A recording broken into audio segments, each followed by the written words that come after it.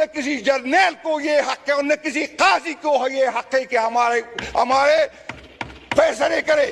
میں اپنا پیٹ کاٹ کر جو ہے اپنی اداروں پہ لگاتا ہوں. ان کو یہ پتہ نہیں تھا کہ 9 مئی کیا ہونے والا ہے. جو آئی جی ایس کا ذمہ دار تھا ہم نے اس کو ایوارڈ دیا, جس کو سزا ہونی چاہیے تھی, جس کو برطرف کرنا چاہیے تھا, کیونکہ آئی جی کی سرپرستی میں یہ سب کچھ ہوا ہے, کیونکہ اداروں کی سرپرستی میں یہ ہوا. 9 مئی بہانہ تھا, عمران خان نشانہ تھا.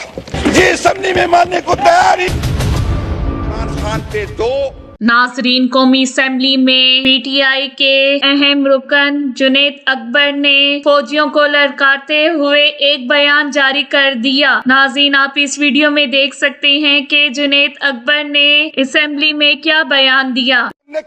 آپ ایک سازش بنائی گئی, عمران خان کی حکومت گرا دی گئی. عمران خان کا قصور کیا تھا؟ عمران خان مدینہ کی ریاست کی بات کرتا تھا, عمران خان آزاد خارجہ پالیسی کی بات کرتا تھا, Imran Khan rules of law کی بات کرتا تھا. پھر عمران خان کے خلاف ایک سازش کی گئی. اس ٹائم کے جنرل صاحب بقول مولانا صاحب, اس نے ان تمام اپوزیشن لیڈران کو, جس میں بٹو کے پیروکار بھی تھے, جس میں وہ لوگ بھی تھے جو ووٹ کو عزت دو کی بات کرتے تھے, جس میں وہ لوگ بھی تھے جو اداروں سے ناراض تھے, جس میں وہ لوگ بھی تھی جو مذہب کی بات کرتے تھے, ایک جھنڈے تلے جمع ہو گئے. سیناؤ لگا دی گئی, ان کی ضمیر خرید دی گئی اور حکومت کے خلاف سازش کی گئی. حکومت کو گرایا گیا,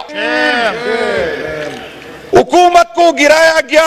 عمران خان کی حکومت ختم کی گئی, لیکن عمران خان کی محبت لوگوں کی دلوں سے نہیں نکال سکی.